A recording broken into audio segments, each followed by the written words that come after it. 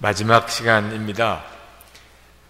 오늘 부흥의 마지막 시간에는 우리가 정말 예수 믿고 또 구원받은 성도인지를 점검하는 가장 마지막 점검사항, 또 가장 중요한 점검사항, 또는 이 하나만 가지고 점검하면 충분한 점검사항 가지고 오늘 말씀을 드리려고 합니다.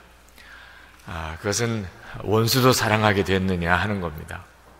예수를 믿었으니, 구원받은 자가 되었으니 이제 원수도 사랑하게 됐나.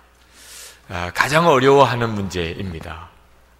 많은 성도들이 가장 두려워하는, 가장 자신 없어하는 문제입니다.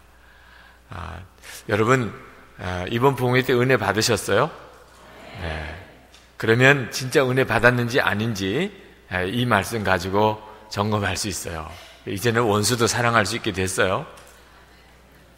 그러면 은혜를 받으셨고, 목사님 은혜는 많이 받은 것 같고 뭔가 깨달은 것도 있었고, 내가 눈물도 흘리며 회개도 한 적은 있지만 아직 원수까지 사랑할 수는 없게 됐어요. 그러면 아직은 은혜 받았다고 하기가 어렵습니다. 원수도 사랑하게 됐는가? 이건 이제 여러분 꼭 명심하세요. 내가 진짜 예수를 믿게 됐나? 내가 정말 하나님의 자녀가 됐나? 하는 것을 스스로 자기 점검할 수 있는 가장 결정적인 조건이에요. 다른 것은 다 통과되어도 이 항목에서 통과가 되지 않으면 아무것도 아니라고 그랬어요. 아무것도 아니라. 사랑이 없으면 아무것도 아니라고 그랬잖아요. 성경에서 말하는 사랑은 내가 예수님께서 너희를 사랑한 것 같이, 그게 기준이에요. 예수님이 우리를 어떻게 사랑하셨죠? 우리 죄를 대신 지시고 십자가에 죽으시기까지 사랑하셨잖아요. 그게 기준이에요. 그렇게 너희도 서로 사랑하라. 그러니까 친한 것과 다른 거예요. 친한 것과. 우리가 흔히 교회에서 성도들끼리 만나면 사랑합니다 그러죠. 허깅하면서 사랑합니다. 다른 거예요. 그것과. 원수도 사랑하게 됐나 하는 게 기준이에요. 갑자기 숨이 탁 막히죠. 오늘 정말 심각한 날이구나. 근데 하나님께서 틀림없이 한 시간 정도 끝나고 난 다음에 여러분의 마음에 이 말씀이 깊이 마음에 믿어지고 또 실제로 누려지고 하게 해주실 거예요. 그건 주님이 하실 일입니다. 한국교회가 이 문제의 벽에 걸려 있어요. 한국교회가 지금. 우리 한국교회 크리스천들이 이 문제의 벽에 걸려 있습니다. 이 문제는 기독교 역사상 모든 교회를 하나님이 심판하시는 중요한 기준이기도 합니다. 지난번에 아이티라는 나라에 지진이 일어나서 우리가 전 세계적으로 헌금도 했죠. 그런데 그 아이티라는 나라를 위해서 기도하다가 깜짝 놀랐어요. 이 아이티라는 나라가 프랑스 식민 지배를 받고 있었죠. 그런데 1791년인가요? 독립을 하면서 나라를 사탄에게 봉헌했다고 하는 깜짝 놀라는 소식을 들었어요. 프랑스에서 독립하던 바로 그때 이 나라를 사탄에게 봉헌을 해버린 겁니다. 서반구에서 가장 가난한 나라예요. 악령이 사로잡고 있다고 그렇게들 말하는 나라입니다. 선교사님들마다 너무너무 어려워하는 나라예요. 근데 어떻게 그런 말도 안 되는 일을 했을까요? 이유는 그들이 프랑스 식민 지배를 받고 있는 동안에 프랑스 사람들을 보았어요. 얼마나 그들이 예수를 잘 믿는지. 하여튼 주일만 되면 그들은 온 가족들이 다 새 옷으로 갈아입고 교회를 가서 예배를 드리고, 그들은 모이는 마을마다 예배당을 세우고, 죽으면 무덤에 십자가를 꼭 세우고 그렇게 무덤을 만들고, 얼마나 그들이 하나님을 잘 믿는다, 예수를 잘 믿는다고 하는지. 그런데 그렇게 하나님을 잘 믿고 예수 잘 믿는 그 사람들이 자기들한테는 얼마나 악독하게 하는지. 아주 치가 떨리는 거예요. 그들이 독립하는 그때 그 프랑스 사람들이 그렇게 잘 믿는 하나님과 반대는 사탄이래더라. 우리는 사탄에게 나라를 바치겠다. 이런 끔찍한 일이 벌어졌단 말입니다. 여러분, 우리들이 아무리 겉으로 예수를 잘 믿는 것 같아도 원수도 사랑하는 사랑이 없으면 이렇게 되어버려요. 예수 안 믿는 사람들이 예수 믿는 사람을 싫어해요. 이유는 예수 믿는 사람들은 이렇대요. 그 사람들이 하는 이야기가 바다에다 빠뜨려도 산다는 거예요. 예수 믿는 사람들은 입은 뜨니까. 예수 안 믿는 사람들이 예수 믿는 사람들을 향하여 하는 이야기가 말은 잘해. 그 사람들 예수쟁이들 말 감당을 못하겠다는 거야. 근데 그건 뭘 이야기하는 거죠? 말 잘하는 게 뭐가 잘못됐어요? 지도자가 되려면 말도 분명하게 해야 되고 잘해야죠. 사랑이 없다 그 말이에요. 예수 믿는 사람을 만나서 경험해 보니까 말은 정말 잘하는데 사랑이 없더라는 거예요. 기가 막힌 일은요, 교회를 싸우는 데인 줄로 알아요. 예수 안 믿는 사람들이. 교민사회에서도 그런 조크가 있죠. 한국 사람들, 기독교인들은요, 두 사람만 모이면 교회를 셋을 세운대요. 셋을. 그건 정말 우리의 가슴을 아프게 하는 거예요. 예수 믿는 사람들이 그렇게 인정을 받는 것은 이건 끔찍한 일이에요. 터툴리안이라는 교부가 전도할 때 그는 이렇게 전도했어요. 예수 믿는 사람처럼 서로 사랑하는 사람 보신 적 있습니까? 그러면 그때 당시에 그것은 끝이에요. 왜? 그게 사실이니까. 예수를 믿는 사람처럼 서로 사랑하는 사람 본 적이 없어요. 그때 당시 사람들은 이 십자가 복음에 대해서는 잘 몰라도 예수 믿는 사람들이 사랑이 많다는 것만큼은 너무 분명히 알았어요. 그 핍박의 시대에 교회가 부흥될 수 있었던 이유예요. 근데 지금은 어떻죠? 우리가 그렇게 말할 수 있는 자신이 있습니까? 그 문제가 있는 거예요. 그런데 예수 안 믿는 사람들이 예수 믿는 사람에 대해서 이렇게 말을 하는 것뿐만 아니고 예수를 믿는 우리 교인들끼리 서로를 무서워해요. 상담을 받을 때 안타까운 말을 꼭 들어요. 심각한 문제일수록, 정말 기도가 많이 필요한 그런 문제를 가진 성도일수록 저만 알아야 된대요. 목사님만 알아야 된대요. 자기 사정을. 다른 교인들에게 이야기하면 큰일 난다는 거예요. 꼭 목사님만 아시고 아무에게도 이야기하지 말아달라는. 왜? 소문이 너무 무섭다는 거예요. 내 소문이 이렇게 교회 사이에 퍼지면 자기는 이 교회에 더 있을 수 없다는 거예요. 여러분, 이런 게 교회예요? 이건 절대 교회가 아니에요. 성령께서 그렇게 하라고 우리를 이렇게 교회로 모아주셨나요? 말도 안 되는 일이에요.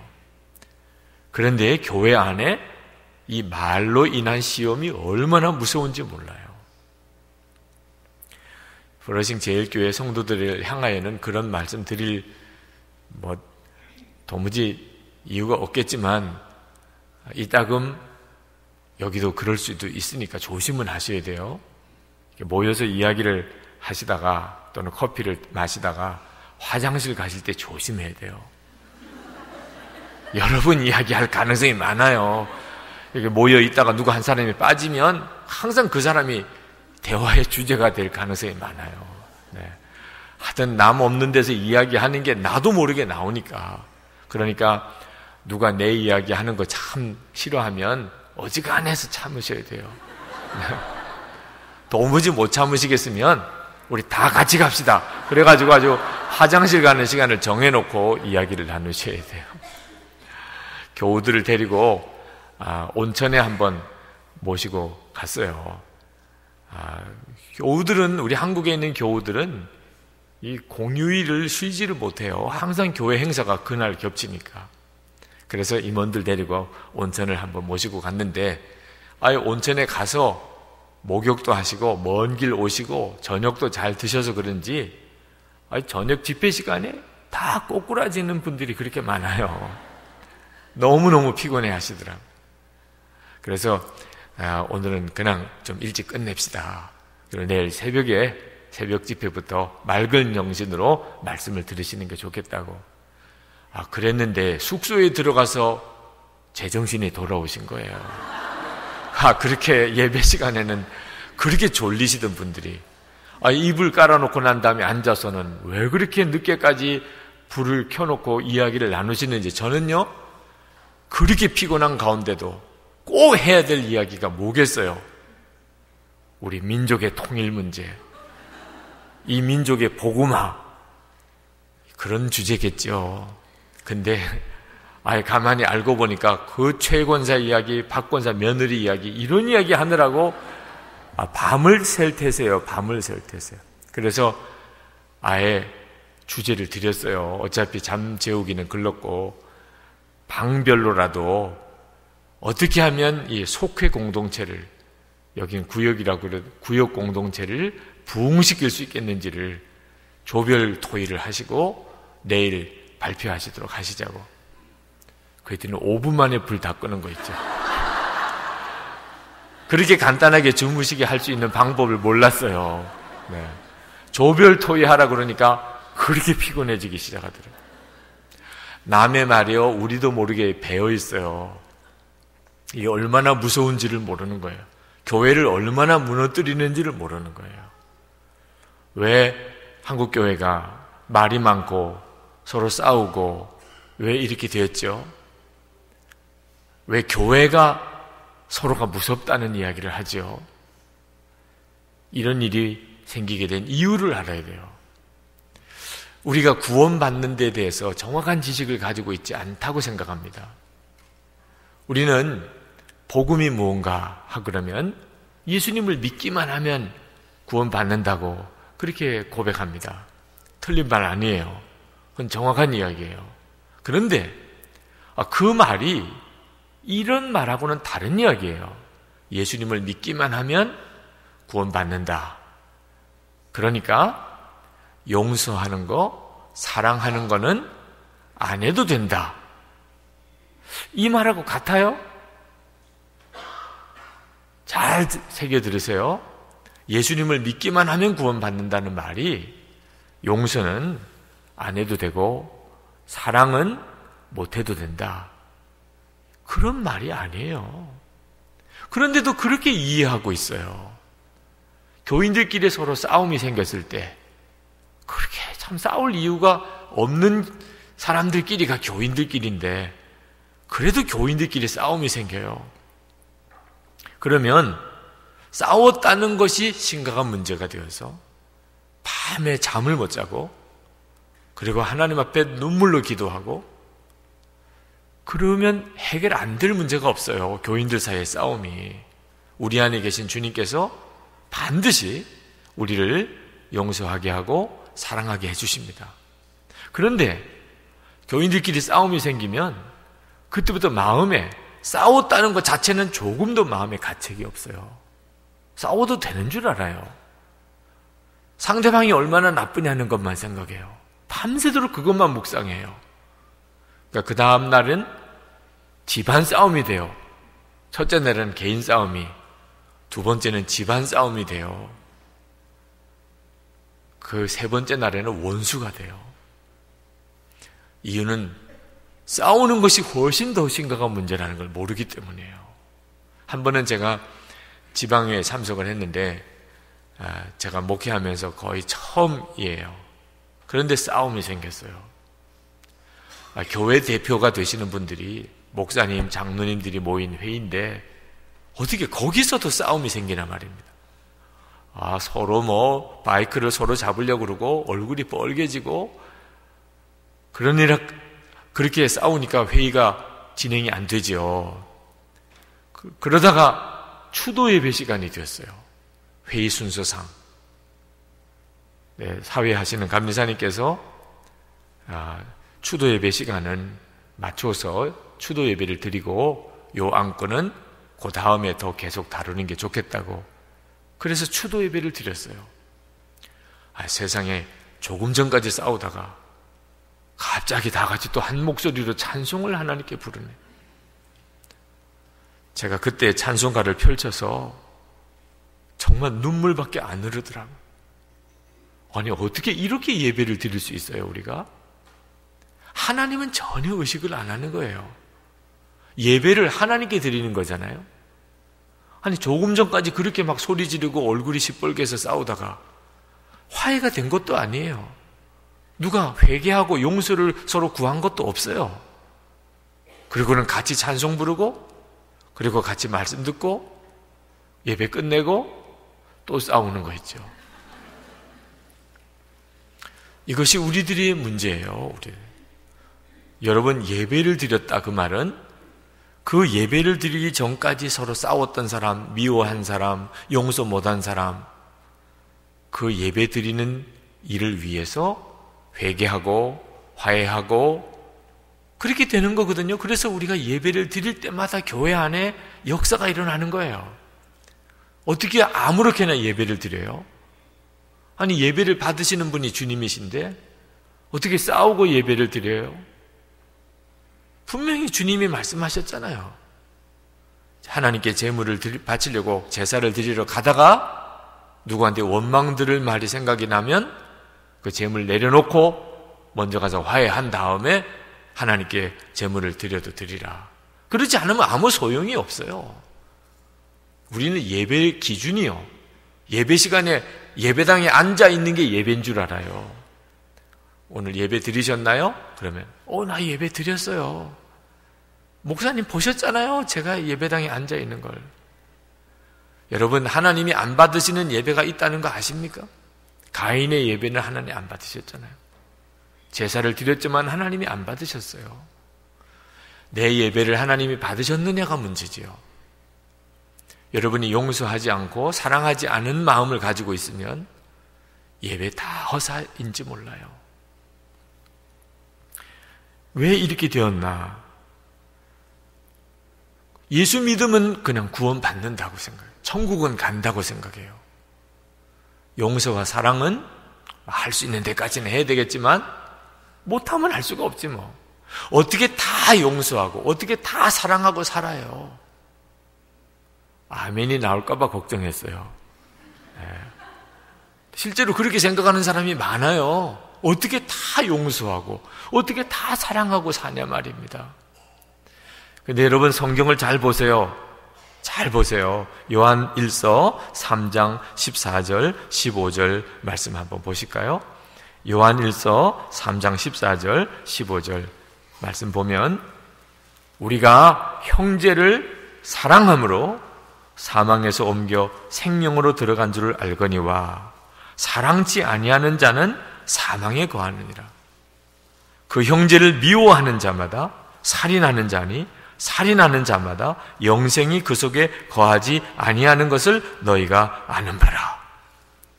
형제를 미워하는 마음을 가지고 있으면 살인한 것과 같고 영생이 그 안에 거하지 아니해요. 여러분, 이제 미워하는 사람 다 없어졌죠? 이거 중요한 기준이에요. 내가 구원받은 사람이 맞나? 미워하는 사람이 없었어요.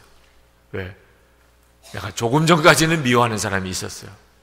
근데 오늘 예배를 드려야 된다고 생각하니까 하나님이 내 마음에 미워하는 것에 대해서 지적하셨어요. 주여, 용서해 주십시오. 제가 그 사람을 미워했습니다. 제가 화해하겠습니다. 제가 먼저 손 내밀겠습니다. 미워하는 것 자체가 문제는 아니죠. 미워하는 것이 내가 지옥에 갈 수 있는 조건이라는 것을 아는 거예요. 이걸 알아야 교회의 싸움이 없어져요. 미워할 수 있지요. 화날 수도 있지요. 그런데 그날 밤으로 그걸 품을 수가 없어요. 여러분, 지옥 가실 거예요? 누구 미워하는 마음 그냥 가지시고 지옥 가실 거예요? 그러면 시원하겠어요? 그럴 사람 누가 있어요?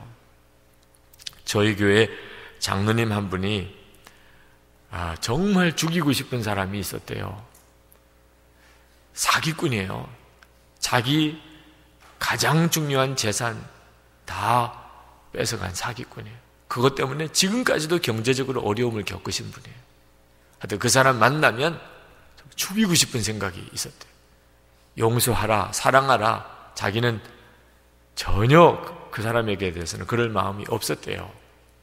그런데 어느 날 그 사람을 만났습니다. 근데 그 사람이 뻔뻔하게 자기가 잘했다고 막 대드는 바람에 너무 흥분이 돼서 그 사람을 옆에 있는 칼로 찔러 죽였어요. 죽이고 나니까 그때는 이 상황이 끔찍한 거예요. 그렇게 죽이고 싶었어요. 내가 죽일 거야.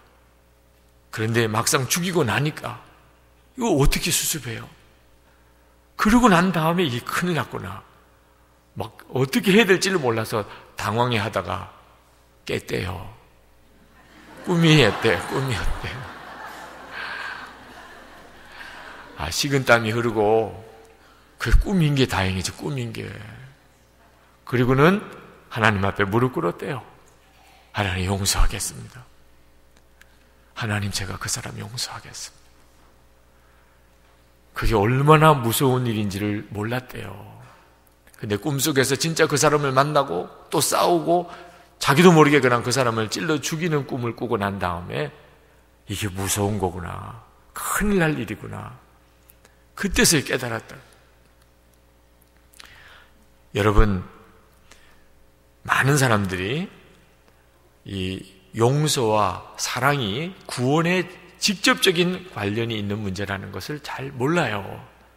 여러분, 믿음하고 사랑은요, 같은 거예요. 믿기만 하면 구원받는다. 맞아요. 그건 틀린 말 아니에요. 그런데 믿는 게 뭐냐는 거예요. 예수님을 믿는다는 게 뭘 말하느냐는 거예요. 예수님을 믿는다는 것은 내가 지옥에 갈 수밖에 없는 자인데 하나님께서 그런 나를 사랑하셔서 독생자를 대신 십자가에 죽게 하시고 그리고 나를 죄에서 지옥에서 구원해 내시고 하나님 자녀 삼아 주신 것을 믿는다는 걸 예수 믿는다고 하잖아요. 자, 그걸 진짜 믿는다면 하나님이 나를 그렇게 사랑하시고 예수님이 나를 위해서 그렇게 십자가에 죽으신 것을 정말 믿는다면 용서 못할 사람이 누가 있냐 말입니다. 그래서 예수님을 믿으면 사랑이 되는 거고 사랑이 안 되면 예수 안 믿는 거죠. 그래서 히브리서 12장 14절에 모든 사랑과 더불어 화평함과 거룩함을 따르라. 이것이 없이는 아무도 주를 보지 못하리라. 모든 사랑과 더불어 화평함과 거룩함을 따르라. 이것이 없이는 주를 뵐 자가 없다. 이 말씀 명심해야 합니다. 오늘 예수님께서 새 계명을 주신다고 그랬잖아요. 계명은 이제는 예수 믿을 때 우리에게서 다 사라졌어요. 그래도 이제 새 계명 하나를 주셨어요. 하나만 지키면 모든 계명을 다 지킨 거예요. 그게 바로 너희가 서로 사랑하라. 예수님이 나를 위해 십자가에 죽으신 것처럼 너희도 서로를 위해서 그렇게 사랑하라. 천국에 갔습니다. 당연히 갈 줄로 알았죠. 근데 가보니까 접수처가 있네, 접수처가. 거기서 천국에 들어갈 자와 못 들어갈 자를 이렇게 다 구분하는 접수처가 있어요. 그래도 별로 걱정을 안 했어요. 당연히 나는 천국에 간다고 생각했으니까. 들어가니까 이름을 말하라고 그래요. 제가 아무개 집사입니다. 제가 본래 한국인이었지만 미국에 이민 와서 거기서 후레싱 제일교회에 제가 집사로 열심히 신앙생활 하다가 왔습니다. 천국에서도 후레싱 제일교회는 유명하니까 그래, 그럼 너야 당연히 있겠구나. 그래가지고 이제 컴퓨터에 조회를 해보니까 이름이 없네요. 이런 일이 있으면 진짜 큰일이죠. 자, 이런 경우가 생기면 여러분 어떻게 하시겠어요? 나는 없대.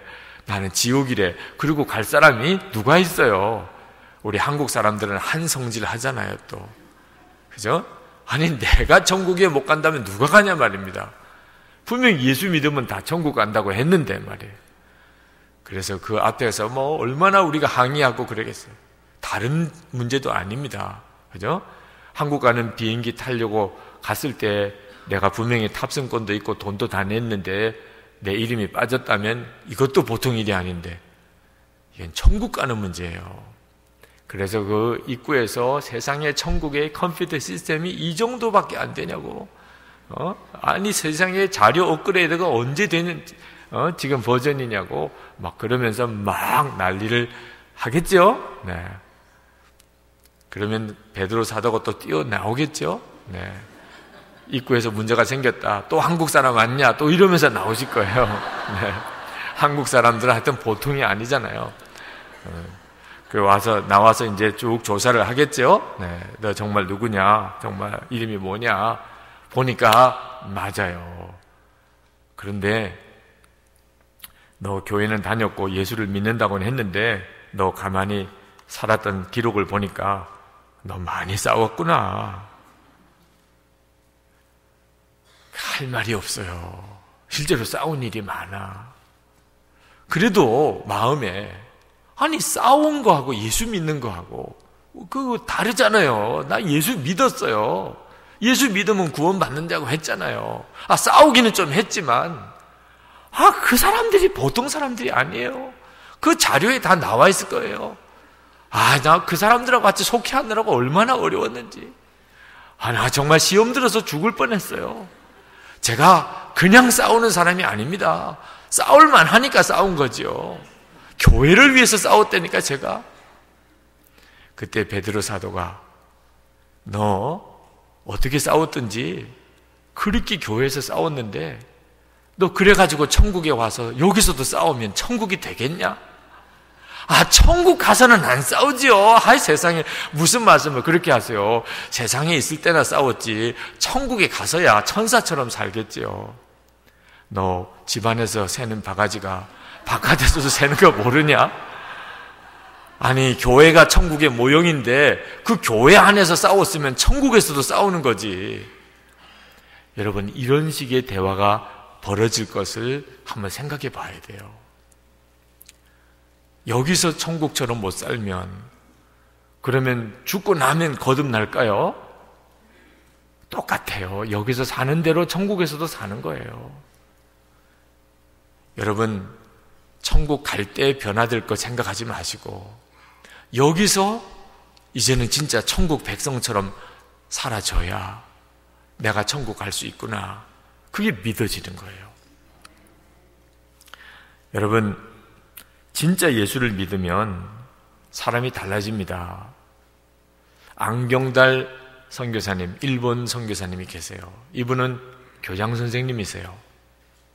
그분이 선교사로 가셨어요. 늦게. 일본 사람들에 대해서 적개심을 가졌던 사람이에요. 어릴 때 형이 일본 사람들에게 맞아 죽은 일이 있어요. 용서할 수가 없어요. 일본 사람을. 증오하고 살았어요. 예수를 믿고도 일본 사람은 용서가 안 됐어요. 근데 이분이 성령 체험하고 주님이 물으셨어요. 내가 나에게 지은 죄가 크냐? 일본 사람들이 너에게 지은 죄가 크냐? 제가 주님께 지은 죄가 큽니다. 그런데 내가 너를 구원하려고 나는 독생자까지 주었는데 너는 어째서 일본 사람들 용서할 수가 없다 그러냐? 거기서 꼬꾸라졌어요. 그리고 교장 사표냈어요. 자기가 평생 일본 사람 미워하고 살았는데 그 속죄하는 마음으로 그 일본 선교사로 자원해서 가셨어요. 일본 사람들에게 죽을 때까지 십자가의 복음, 하나님의 사랑을 전하는 일을 하기 위해서 일본 선교사로 갔어요. 여러분이 진짜 예수를 믿는다면 용서가 안 될 수가 없어요. 어떤 원수라도. 어느 목사님이 고양이를 기르는데 어느 날 이 고양이가 사람들이 먹는 밥상에 생선을 물고 마루 밑으로 도망을 갔습니다. 아무리 고양이를 좋아하지만 버릇을 이렇게 들여서는 안 되겠다고 생각하고 혼을 단단히 내야 되겠다고 작심을 하고 그 마루 위에서 막 나오라고 쿵쾅거리고 긴 막대기를 가지고 마루 밑을 쑤시면서 고양이를 막 나오라고 호통을 치니까 고양이가 견디다 못해서 기어 나오는데 완전히 죽었다고 생각하고 기어 나오는 거예요. 그러니까 나오는 고양이를 탁 잡았습니다.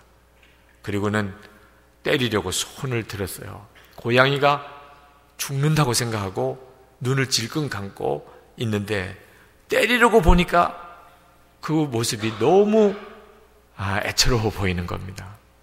이미 혼은 날 대로 난 것 같아요.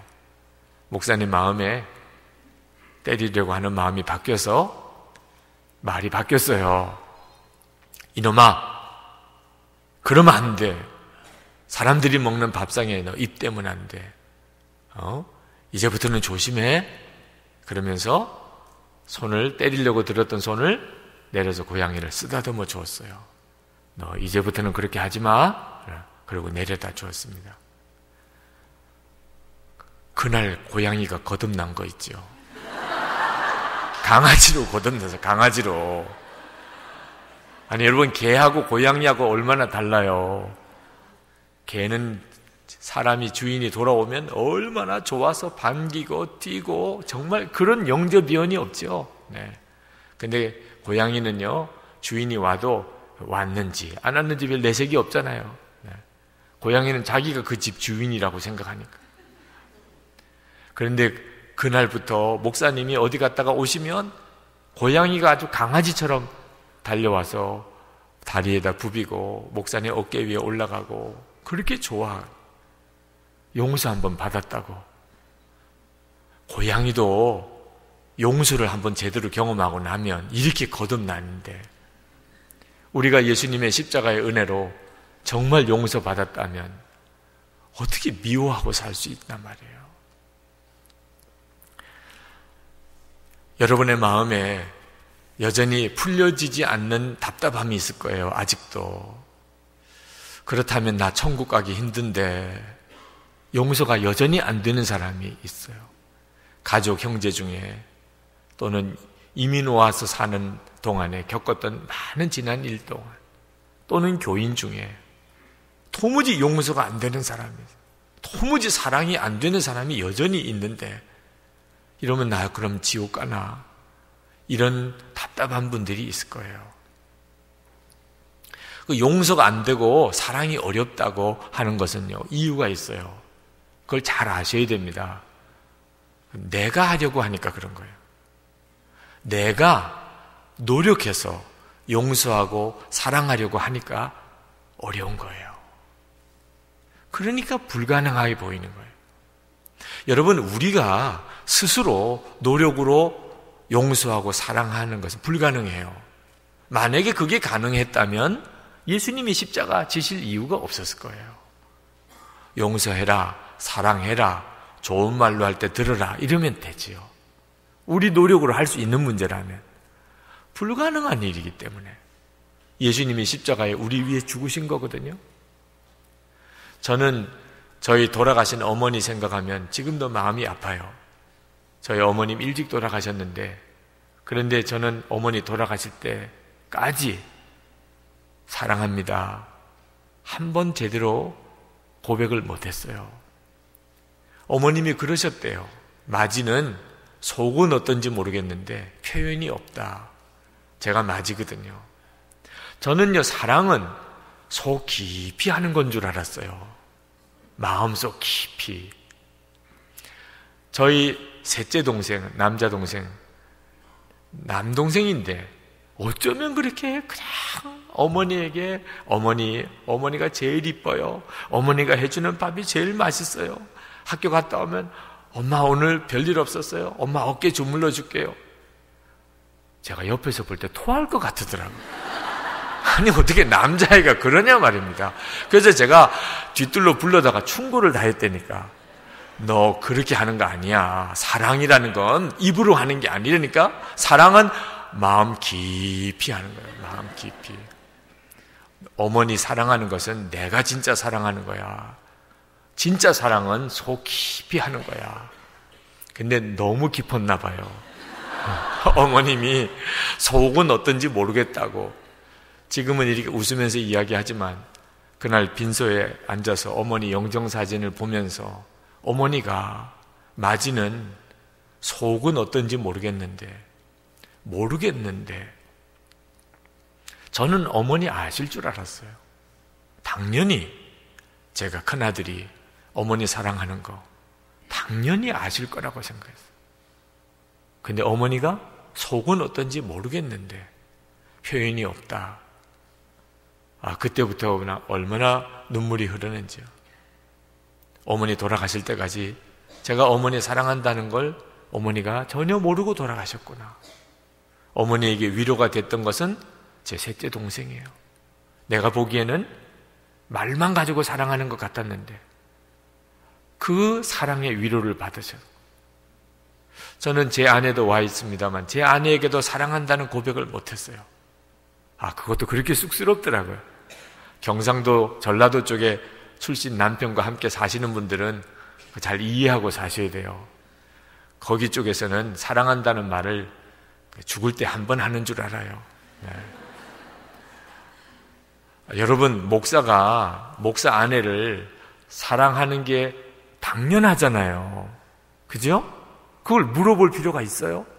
이따가 물어보더라고, 제 아내가. 여보, 나 사랑해. 그래서 제가 쓸데없는 소리 하고 있네. 그랬어요. 여러분, 정말 답답해서 물어보는 거예요. 목사 아내를 사랑하는 게 당연하잖아요. 그걸 뭘 물어볼 필요가 뭐 있어요. 그래서 제가 쓸데없는 소리 하고 있다 그랬죠. 그때까지도 그런 줄 알았어요. 그런데 어느 날 가정의 달 설교 준비를 하려고 책을 보니까 표현되지 않는 사랑은 사랑이 아니라고 그렇게 돼 있더라고. 어머님 생각도 나고, 그리고 교인들, 여자 성도들, 그래서 알겠더라고요. 왜 교회 다니는 여자 성도들이 얼굴이 누렇게 떠 있는지를 알겠더라고요. 남편으로부터 사랑한다는 고백을 못 받고 사니까 얼굴이 그렇구나. 그래서 이건 심각한 문제구나. 그래서 설교문에 썼어요. 남편 여러분, 아내를 사랑한다고 표현해야 됩니다. 표현되지 않는 사랑은 사랑이 아닙니다.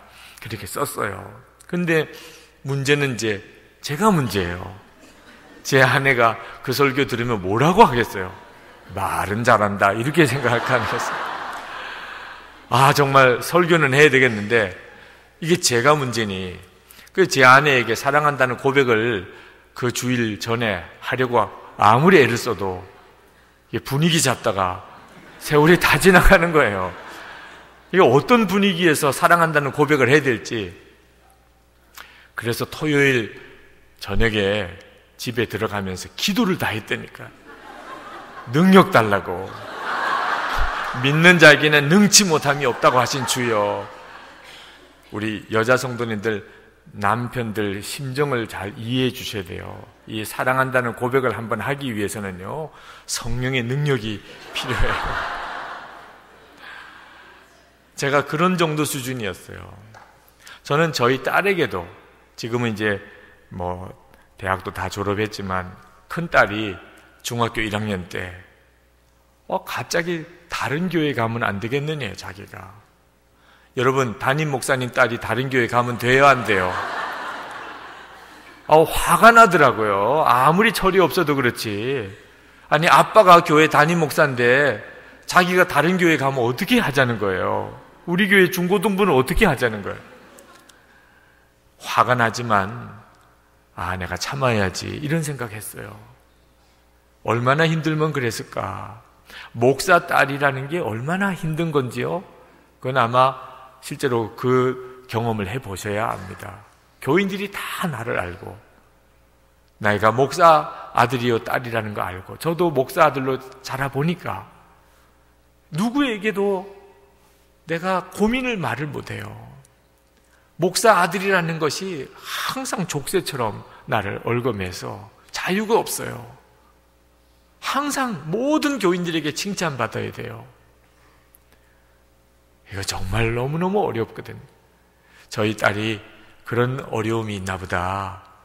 그래서 제가 화를 내는 문제가 아니고 고민을 좀 약간 잘 풀어줘야 되겠구나. 그래서 좋은 말로 야단 안 치고, 지영아, 뭐가 힘든 일이 있니? 아빠도 목사 아들이었는데 어렵더라. 혹시 너 교인들이 누가 너보고 뭐라 그러든 아빠한테 이야기해봐. 아빠가 다 해결해 줄게. 말을 안 하고 울기만 하는 거예요. 2번 말을 해. 아빠가 다 해결해 줄 테니까. 말을 안 해요. 그러니까 목소리가 조금 커졌어요. 말을 해야 아빠가 도와주지. 울기만 하면 어떻게 하자는 거니? 다른 교회 가겠다고만 하면 아빠가 어떻게 하니? 그때서야 저희 딸이 하는 말이 저를 얼마나 충격으로 몰아넣었는지 모릅니다. 아빠가 무섭다는 거예요. 제가 무섭다는 거예요. 여러분, 제가 저희 딸에게 자상한 아빠일 것 같아요? 무서운 아빠일 것 같아요? 그래서 사람은 외모로 판단할 게 아니라고 하는 거예요. 이해가 안 되더라고요, 저도. 그렇게 무서운 내 아빠라니. 6년 전 이야기를 하더라고요. 초등학교 1학년 때 아빠한테 맞았다는 거예요. 그러니까 생각이 나요. 제가 저희 딸을 한번 매를 든 적이 있었어요. 버릇을 가르쳐야 되겠다고 생각하고 한번 정말 빗자루로 저희 딸 엉덩이를 한번 때린 적이 있어요. 저를 짐승 쳐다보듯이 하지 마요. 여러분은 안 그랬어요? 여러분은? 저는 사실 저희 딸에게 매를 든 기억이 별로 없어요. 말을 잘 들었기 때문에. 그 다음부터는 야단 맞을 일을 한 적이 별로 없어요. 지영아, 그러면 뭐 거의 대부분 다 말을 잘 들었어요. 근데 저는 몰랐어요. 그날 제가 저희 딸에게 매를 들려고 할 때 제 얼굴이 어땠는지 저는 모르죠. 그때 저희 딸의 마음에 화난 아버지 얼굴이 매를 들고 도망도 못 가도록 팔을 꽉 잡고 엉덩이를 때리던 그때 제 얼굴이 확 마음에 박혀버렸어요. 그 다음부터는 제가 저희 딸의 이름만 불러도 그 화난 얼굴의 아버지로 보이는 거예요. 나이가 들면서 어리광도 부리고 그러고 싶은데 아버지는 무서운 아버지예요. 곧 중학교 1학년쯤 되니까 견딜 수가 없어요. 아버지 없는 곳에서 하루라도 좀 보내고 싶어요. 제가 얼마나 하나님 앞에 무너졌는지 몰라요. 이렇게 비참할 수가 있나요? 어머니, 아내, 딸, 저에게는 다 소중한 사람들이죠. 다 사랑해주고 싶은 사람. 그런데 실제로 살아보니까 마음에 상처만 주네요. 저는 전혀 그러고 싶은 마음이 없는데도 상처만 주네요. 저희 딸에게 용서해달라고 그랬어요. 아버지가 중학교 1학년인 딸에게 용서해달라는 말 꺼내기가 참 어렵지만 이 딸을 잃어버릴 것 같은 거예요. 아빠가 나를 위해서 그날 매를 들었던 건데 뭘 용서해달라고 하느냐고 저희 딸이 그러는데 내가 그때 너에게 너무 심하게 했던 것 같다. 다 잘 받아주다가 딴 때는 다 괜찮게 넘어가더니 그날은 유난히 화를 내면서 매까지 들었던 그때를 저희 딸이 이해를 못한 거예요. 저는 벌을 가르쳐야 되겠다고 벼르다가 그렇게 야단을 쳤던 건데 저희 딸에게는 충격이 되었어요. 왜 어제까지는 괜찮다가 오늘은 이러는지, 그리고 그로 인해서 얼마나 마음의 상처를 받았는지 전혀 생각도 못하고 저는 그냥 무심히 넘어갔습니다. 아빠가 잘못한 것 같다. 너에게 너무 심하게 한 것 같다. 아빠를 용서해 주면 너 마음도 풀어질 수 있을 것 같고 아빠도 마음이 좀 풀어지겠다. 대답이 없어요. 한 5분 동안 가만히 있어요. 저도 그냥 그 앞에서 가만히 있었어요. 그들이 닭똥 같은 눈물을 정말 뚝뚝뚝 흘리면서 아빠 용서할게요. 그러고는 제 목을 끌어안는데 같이 참 많이 울었어요. 그래도 참 다행이죠. 그리고 아버지와 딸이라고 하는 관계가 막 회복이 됐으니까. 제가 이 말씀 드리는 것은요, 우리 힘으로는 용서, 사랑 안 되는 거예요. 사랑하는 가족도 이 정도니 어떻게 원수를 용서해요? 그러면 안 되는 건가요? 그렇지 않아요. 우리가 십자가의 복음으로 거듭난 사람 아닙니까? 십자가의 복음이 뭐예요? 어젯밤에 여러분에게 십자가의 능력과 그 영광에 대하여 말씀을 드릴 때, 십자가는 내가 죽고 예수로 살게 하는 능력이라고 말씀을 드렸죠. 예수님이 십자가에 죽으실 때 우리는 이미 죽었어요. 하나님이 그렇게 인정해 주셨어요. 그래서 우리는 심판받지 않고 구원받는 거예요. 우리는 이미 죽었으니 예수님과 함께. 이제는 예수님으로 사는 거예요. 그래서 용서하고 사랑할 수 있는 거예요. 우리로는 못해요. 안 돼요. 그러나 우리는 이미 죽었어요. 예수님이 내 주님이고 내 생명이세요. 이제는 예수님으로 사는 거예요. 안 될 이유가 뭐 있어요, 이제는? 나는 죽었고 예수님으로 사는 자가 되었으니. 그래서 용서하고 사랑할 수 있는 거예요. 여러분, 도무지 용서가 안 되는 사람, 도무지 사랑이 안 되는 사람을 어떻게 용서해야 되나, 어떻게 사랑해야 되나 노력하면 영원히 불가능해요. 네, 나는 죽었습니다예요. 용서가 안 되는 사람, 도무지 사랑이 안 되는 사람을 만나면 우리가 할 수 있는 것은 오직 하나, 나는 죽었습니다. 그때 주님이 내 속에 기적을 일으키세요. 나는 죽었습니다, 주님. 그럼 주님은 내 안에서 그 용서가 안 되던 사람, 그 사랑이 안 되던 그 사람에게 용서하게, 사랑하게 합니다. 손양원 목사님은 자기 두 아들 죽인 그 공산당 청년을 양자 삼았어요. 여러분, 이게 어떻게 가능해요? 손양원 목사님의 일대기를 읽어보면 그분은 진짜 예수님 안에 죽고 예수로 사는 진짜 예수 믿는 사람이었기 때문에 그렇게 할 수 있었던 거예요. 예수님이셨어요. 손양원 목사님 안에 살아계신 예수님께서 그렇게 하신 거예요. 그건 손양원 목사님 같은 분이나 하는 건가요? 아니, 그분도 저도 여러분도 다 똑같이 예수님과 함께 이미 죽었고 예수님은 우리의 생명이 되셨잖아요. 여러분이 용서가 안 되는 사람, 미운 사람, 그런 사람을 만날 때가 오히려 진짜 십자가의 능력과 영광을 경험하는 순간이 됩니다. 여러분이 놀래요. 이게 뭐야? 내가 이렇게 변하다니. 여러분이 놀랜다니까요. 여러분 안에 역사하시는 예수님으로 인해서. 어떻게 예수님이 그렇게 역사할 수 있었죠? 내가 죽었다고 진짜 믿고 고백하니까. 내가 죽었습니다. 그렇게 고백하니까. 여러분, 이 사랑에 대해서 오해하는 것 중에 하나가 사랑은 손해라고 생각하는 사람이 있어요. 용서하고 사랑하는 것은 손해다. 내가 손해보는 거다. 절대 그렇지 않습니다. 용서하고 사랑하는 삶은요, 축복이에요. 절대 손해가 아닙니다.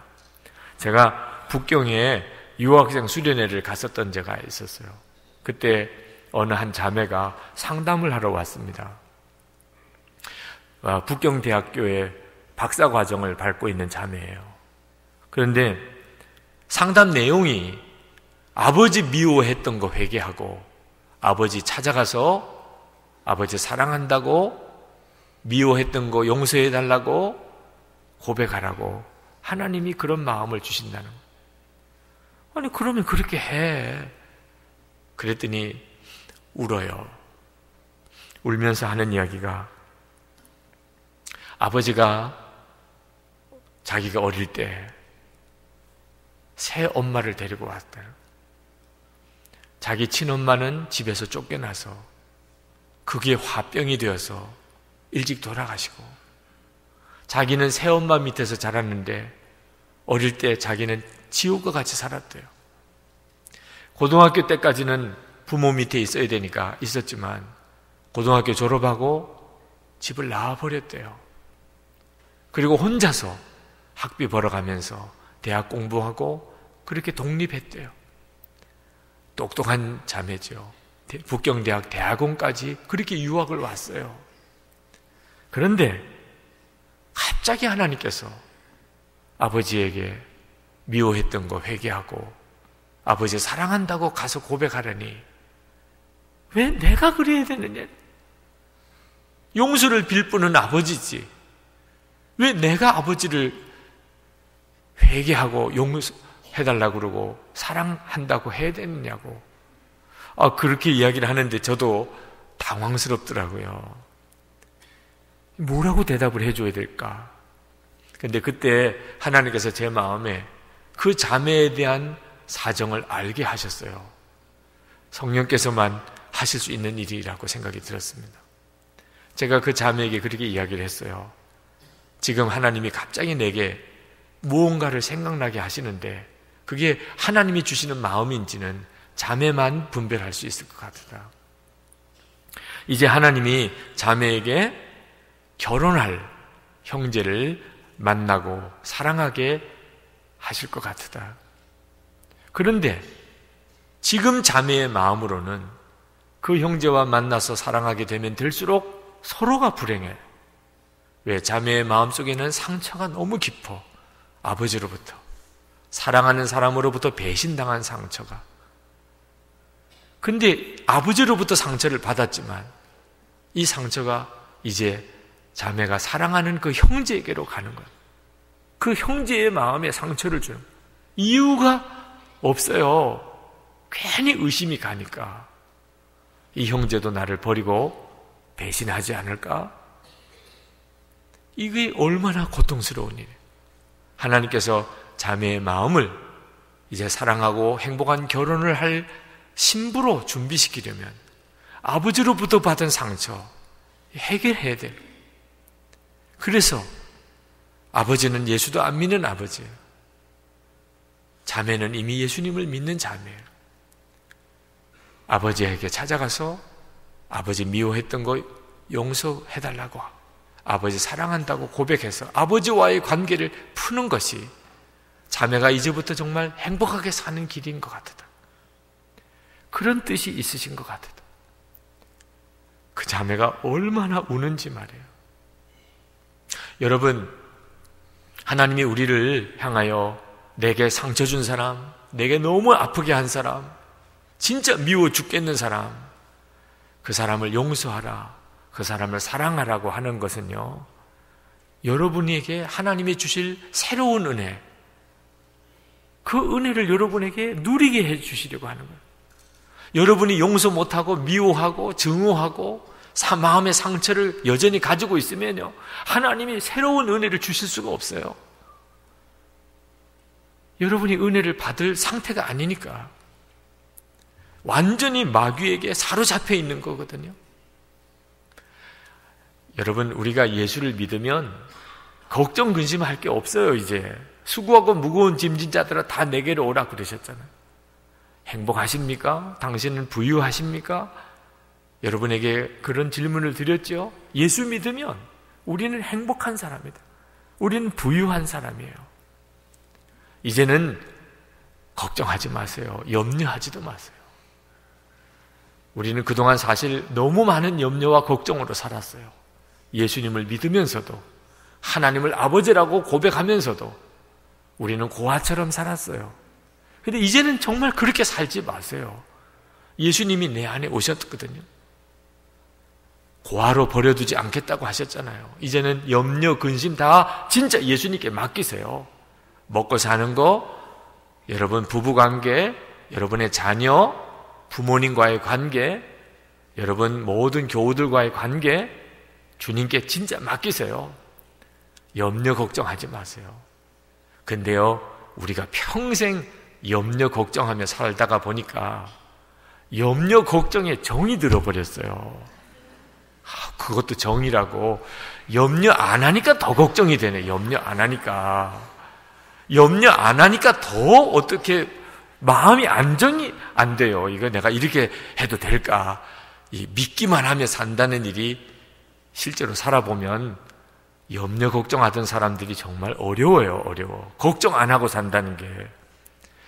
하나님이 우리 마음을 잘 아시니까 염려 안 하고 사는 게 너무 허전할까 봐 하나는 하라고 그랬잖아요. 뭐 하라고 그랬어요? 사랑은 하라, 사랑은.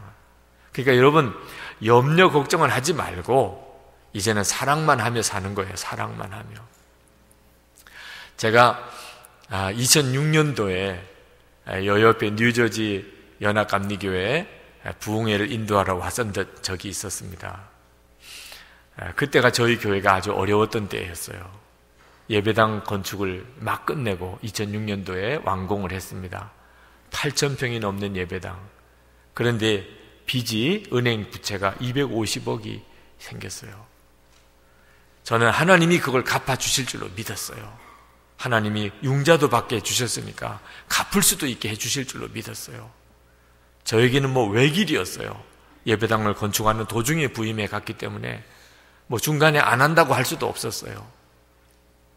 그런데 4월에 봉헌 예배를 믿음으로 드렸는데 10월에 부도 위기가 생겼어요. 헌금 모아놓은 거는 다 이자로 나가고 교인들이 헌금하는 거 가지고 이자를 감당을 못 하겠는 거예요. 매주 이자만 4천만 원씩 나가는데 재정 담당하시는 장로님께서 목사님 10월을 넘기기 어렵겠습니다. 이렇게 무너지는가. 교회가 이제 부도가 날 위기가 됐어요. 자, 이런 절박한 순간인데 뉴저지 연합감리교회 부흥의 약속을 이미 1년 전에 했어요. 날짜가 10월이에요. 안 올 수도 없어요. 그래서 교회 장로님들께 특별 기도 부탁을 하고 저는 불이 나게 와서 한 주간 동안 부흥회를 인도를 했습니다. 그리고 또 불이 나게 한국으로 돌아가요. 근데 시차도 바뀌고 한 주간 동안 집회도 하고 또 식사도 따라가서 대접해 주시는 거 대접받고 부흥회 인도하면서 정신이 하나도 없었어요. 한 주간 동안에 교회 생각을 잊어버렸어요. 그 며칠 동안. 언제 생각났냐면 한국 가는 비행기에서 생각이 났어요. 비행기에서 한국 간다 그러고 이제 안전벨트 매고 앉았는데 내가 선한목자교회 담임 목사지 이런 생각이 드는 겁니다. 우리 교회 이제 부도 나는데 스트레스가 한꺼번에 확 밀려오는데 말이에요. 심장이 뭐가 칼로 쑤시는 것처럼 숨을 못 쉬겠고 너무너무 아픈 거예요. 죽는 것 같았어요. 내가 여기서 무슨 큰일이 생기는 건가. 갑자기 스트레스성 쇼크가 온 것 같아요. 숨을 못 쉬고 의자에 웅크리고 이렇게 있는데 나는 죽었습니다. 그 생각이 들더라고요. 저는 힘들고 어려울 때마다 하나님이 주시는 해답, 열쇠가 나는 죽었습니다예요. 나는 죽었습니다. 선한목자교회 담임 목사 예수님이시지 저 아닙니다. 나는 이미 죽은 걸. 3,000명이 모이는 큰 본당. 본당만 크게 지을 일이 아니더라고요. 그때 당시에 교인이 한 1,000명이 조금 넘을 때예요. 주일 출석 인원이. 그것도 1, 2, 3부로 나눠서 드리니 3,000명 모이는 큰 예배당이 오히려 더 썰렁해요. 이 예배당을 어떻게 다 채우나 말이에요. 주님이 하시는 것입니다. 빚도 주님이 갚아주시는 것입니다. 예수님이 선한목자교회 담임 목사하고 저는 죽었습니다. 그 짧은 순간에 몇 번 그 고백을 했어요. 근데 너무 놀랍게도 숨이 쉬어지는 거예요. 가슴에 통증이 싹 사그러지고. 여러분 그 경험을 해보시지 않으면 그 기분을 모르실 거예요. 살았다는 느낌, 살았다는.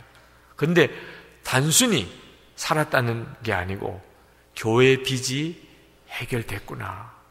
이건 하나님이 해결해 주시는 거구나. 믿어지는 거예요. 이거 믿음은 정말 믿어지는 거지 믿으려고 애를 쓰는 게 아니에요.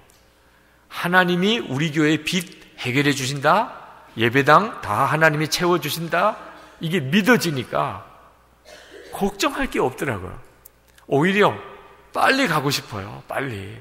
무슨 기적이 일어날까? 어떤 역사가 일어날까? 근데 그때 갑자기 마음에 부끄러운 질문이 하나 생겼어요. 예수님이 선한 목적교회 담임 목사고, 예수님이 선한 목적교회 예배당 다 부채 해결해 주시고, 예수님이 선한 목적교회 다 부흥시켜 주신다면, 그러면 담임 목사라는 나는 뭐 해야 되나 말이야. 담임 목사는 도대체 뭐 하는 존재냐 말이야. 그래서 하나님께 기도했어요. 하나님, 담임 목사는 뭐 하는 건가요? 그때 하나님께서 저에게 주신 대답이 있었어요. 사랑하는 거지. 사랑하는 거지. 그때 비행기가 막 이륙할 때입니다. 그 이륙하는 그때 정말 눈물이 확 쏟아지더라. 몰랐어요, 저는. 담임 목사로서 제가 교회 부흥시키고 제가 예배당 짓고 다 그러는 줄 알았어요. 그건 예수님이 다 하시는 거. 예수님이 다. 담임 목사로서 하는 일은 장로님들, 교인들, 부교육자들 그냥 사랑만 하는 거더라고. 할 게 아무것도 없어요. 사랑만 하는 거예요. 사랑만. 그러다가 주님 오라고 할 때 주님 앞에 가는 거예요. 이렇게 행복해도 되는가? 이게 행복한 거더라고요. 한평생 사는데 사랑만 하며 살면 돼요. 근심 걱정 안 하고 사랑만 하며 여러분도 말입니다. 근심 걱정거리가 있으세요? 이제 그거 다 진짜 주님께 맡기세요. 그리고 사랑만 하며 사는 거예요. 여러분 남편, 아내 잔소리하지 마세요. 잔소리해서 사람이 바뀐다면 창세기부터 요한계시록까지 잔소리하라 했을 거예요. 잔소리해서 안 되니까 그런 말씀이 없는 거예요. 잔소리하지 마세요. 이제는 잔소리하지 말고 그냥 사랑만 해요. 사랑만. 자녀들도 잔소리하지 마세요. 사랑만 하는 거예요. 어떻게 하면 내가 이 아이에게 주님의 사랑으로 이 아이를 섬겨줄까? 교인들도요, 어떻게 했어든지 여러분과 연결된 분들은 다 사랑만 해요. 하여튼 교회 오실 때 사랑할 결심만 하고 오세요. 어떻게 될지는 주님께 맡기세요, 진짜. 이게 얼마나 놀라운 일이에요. 이 예수 믿는 축복이에요. 사랑하는 것은 우리에게 부담스러운 명령이 아닙니다. 구원의 삶을 누리고 살게 해주시는 거예요. 여러분 중에 혹시 가시 같은 사람이 혹시 있습니까? 진짜 그런 사람이 있지요? 정말 나를 아프게 하는 사람. 근데 알고 보면요, 그 사람이 여러분을 위해서 그렇게 사명 가지고 그 일을 하시는 분이에요. 여러분의 믿음을 자라게 하고, 여러분에게 사랑의 성품을 길러주고, 여러분을 온전히 주님의 제자 만들게 해 주시려고 트레이너예요, 트레이너. 그 가시 같은 사람 때문에 여러분이 그만큼 믿음으로 서고 있는 거예요. 이 가시 사명이 어려운 사명이에요. 그 가시 사명 참 보통 어려운 일 아니에요. 여러분을 위해서 그분도 수고하는 거예요. 가시 노릇하는 게 얼마나 어려운지 몰라요. 그러니까 여러분 이번 부흥이 끝나고 그 가시 같은 사람 선물해요. 네. 거기다가 수고 많으셨습니다. 그동안 고생 많으셨습니다. 감사합니다. 꼭 이번에 선물 하나 해요. 그 사람이 이게 갑자기 웬 거냐 그러면 그건 몰라도 되고 하여튼 수고 많으셨습니다. 그래서 여기 있는 사람들끼리는 하지 마요. 또 괜히 또 가시였구나, 나를 가시로 생각하는구나 이럴 수도 있으니까 한 1년쯤 지나서 하세요. 여기 있는 사람들끼리는. 여러분 가시 같은 사람이요, 지나고 보면 오히려 감사한 고백을 하게 돼 있어요. 그분에게. 그분 때문에 내가 이렇게 변했구나. 저희 아는 목사님 중에 한 분이 목회를 잘 하시는 분이 계신데, 그렇게 목회를 잘 하세요. 그 교회 장로님들, 교인들 다 그 목사님을 그렇게 좋아해요. 근데 어느 날 그 목사님이 그 이유를 이야기하시더라고요. 들어보니까 기가 막혀요. 그 목사님이 결혼식 할 때 그 형이 부조를 받았어요. 근데 목사 동생이 결혼식 하는 날 부조를 받은 형이 부조구금을 가지고 도망을 간 거 있죠. 결혼식 끝나고 난 다음에 신혼여행을 가야 되는데 갈비탕집 주인이 붙잡아서 못 갔어요. 갈비탕 값 내놓으라는 거예요.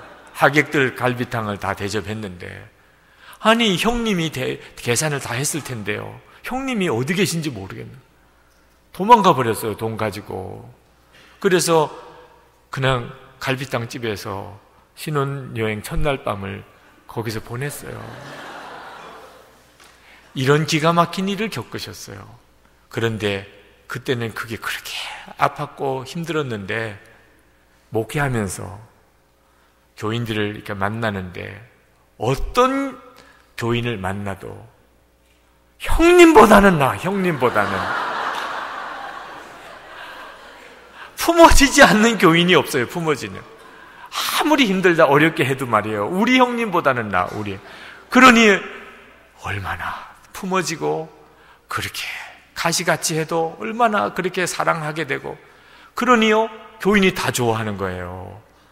자기를 사랑해주는 사람을 다 사랑하는 거죠. 그래서 교인들이 그렇게 부흥되고 잘 따라주고 섬겨주고, 제가 그 목사님 이야기 듣고 진짜 가시 같은 사람, 하나님의 축복의 선물이구나 깨닫고 보면, 할렐루야, 사랑만 하며 사시는 축복을 누리시기를 축원합니다. 혹시 여러분 중에 마음에 그동안 도무지 해결이 안 됐던 사람, 응어리진 사람, 상처가 마음에 깊이 남은 사람, 용서가 안 되는 사람, 사랑이 안 되는 사람, 이제 기도하실 때 해결 받으시기 바랍니다. 주님께서 깨닫게 하시면, 오늘 말씀을 듣는 중에 계속 어떤 사람이 생각이 났어요. 주님, 제가 그분을 주님의 은혜의 손길에 올려드립니다. 그 사람이 나에게 하나님께서 주신 축복의 선물이라고 제가 믿겠습니다. 주님의 십자가 복음으로 나는 죽고 나는 죽었습니다. 예수님 내 생명이십니다. 예수님이 용서 못할 사람 없으시겠죠. 예수님이 사랑 못할 사람은 없으시겠죠. 제가 오히려 그 사람 통해서 예수님을 더 경험하기 원합니다. 예수님을 더 알게 되기 원합니다. 주님, 제가 이제부터는 사랑만 하며 살겠습니다. 우리 이 시간 같이 통성으로 기도하겠습니다. 은혜와 사랑이 충만하신 아버지 하나님, 놀라우신 하나님의 은혜를 감사하고 감사합니다. 하나님, 부흥회를 허락해 주시고 말씀을 주신 주님 감사합니다. 아버지 하나님, 놀라우신 주님의 은혜로 이 시간에 친히 이 자리에 있는 모든 성도들 한 사람 한 사람에게 역사해 주시옵소서. 아버지 하나님, 역사해 주옵소서. 마음의 깊은 곳까지 역사해 주옵소서. 부모님과의 관계, 형제들 사이의 관계, 하나님 이 시간에 주의 십자가의 은혜로 다 풀어 주시옵소서. 나는 죽고 예수로 사는 이 놀라운 십자가의 비밀, 주님 우리 안에 역사해 주소서. 예수님의 십자가의 보혈로 우리의 상처받은 마음을 다 씻어주시고, 하나님의 말할 수 없는 사랑으로 주님 우리 마음에 응어리진 거 다 풀어주시고, 주님 사랑이 흘러가게 하소서. 생수의 강이 흘러가게 하소서. 주의 사랑하는 모든 이들에게, 하나님이 나에게 만나게 하신 모든 이들에게, 함께 하나님 이 세상에 만나고 사랑하고 살도록 엮어주신 모든 이들에게 흘러가게 해 주옵소서. 성령의 놀라우신 역사를 의지합니다. 우리를 축복하시고 역사하시는 주님을 더욱 바라봅니다. 하나님 놀라우게 역사하소서. 충만하게 하소서. 하나님 풀어주소서. 주님의 사랑으로 덮어주소서. 주의 보혈로 씻어주소서. 하나님 주의 은혜와 사랑이 오늘도 이 시간에도 사모하는 성도들의 마음이 깊은 곳에 임하여 주옵소서. 진짜 예수님을 믿고 주님과 함께 동행하며 하나님의 축복의 자녀로 살며 사랑만 하며 살다가 하나님 앞으로 갈 수 있게 해 주시옵소서. 예수 그리스도 이름으로 간절히 기도합나이다. 아멘. 아버지 하나님, 원수는 용서할 수 없는 줄 알았습니다. 모든 사람 사랑하는 거, 그건 안 되는 건 줄 알았습니다. 그러나 주님의 십자가의 비밀 속에 그 놀라운 능력 안에 주님 원수도 용서하고 모든 이들을 사랑하는 놀라운 비밀을 알게 해주신 하나님 감사합니다. 말씀을 주셨으니 성령님 이 시간에 모든 이들 심령의 깊은 곳까지 역사해 주옵소서. 말씀으로 풀어주시고 치료하시고 회복시켜 주소서. 예수님과 함께 우리는 이미 죽었습니다. 이제는 예수님으로 사는 자가 되었습니다. 주님, 우리가 살아가는 중에 그것을 놀랍게 경험하게 하소서. 이제는 근심 염려 안 하겠습니다. 걱정 안 하겠습니다. 두려워하지 않겠습니다. 이제는 사랑만 하며 살겠습니다. 예수님, 우리의 생명이 되시고 주님이 되소서. 이제부터 주님 앞에 갈 때까지 이제는 예수님을 믿는 믿음으로만 살기를 원합니다. 하나님, 우리의 삶의 기적을 경험하게 하소서. 예수님이 우리와 함께 계시는 것을 하나님 가시 같은 사람을 통해서 더 놀라우게 경험하게 해 주시옵소서. 교회가 천국 같은 공동체가 되게 하여 주옵소서. 예수 그리스도 이름으로 축복하며 기도합나이다. 아멘.